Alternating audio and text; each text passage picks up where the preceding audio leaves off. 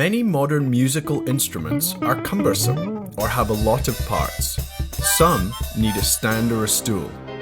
But the cajon is a drum, a stand, and a seat all in one convenient box. And this simplicity may be key to its journey across continents and cultures to become one of the most popular percussion instruments in the world today. The cajon's story begins in West Africa, whose indigenous people had rich musical traditions centered on drumming and dancing. When many of them were captured and brought to the Americas as slaves, they brought this culture with them, but without their native instruments, they had to improvise.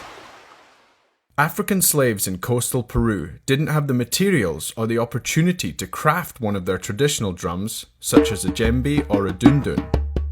But what they did have were plenty of shipping crates. Not only were these readily accessible, but their inconspicuous appearance may have helped get around laws prohibiting slaves from playing music.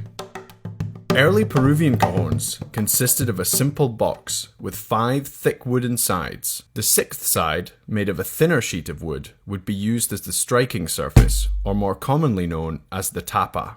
A sound hole was also cut into the back to allow the sound to escape. As an Afro-Peruvian culture developed, and new forms of music and dance, such as zamacueca, festejo, and lando were born, the cajon became a dedicated musical instrument in its own right. Early modifications involved simply bending the planks of the box to tweak the sound, and when the abolition of slavery introduced the cajon to a broader population, more improvisation and experimentation soon followed. Perhaps the person most responsible for introducing the cajon to European audiences was Spanish flamenco guitarist Paco de Lucia.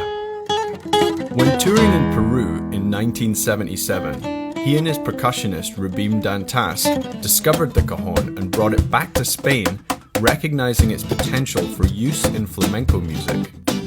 By stretching guitar strings along the inside of the tapa, the flamenco musicians were able to create a buzz-like snare sound.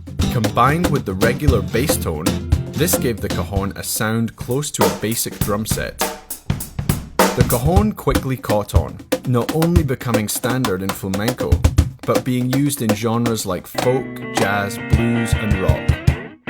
Today, many specialized cajons are manufactured, some with adjustable strings, some with multiple playing surfaces, and some with a snare mechanism. But the basic concept remains the same, and the story of the cajon shows that the simplest things can have the most amazing potential when you think outside and inside the box.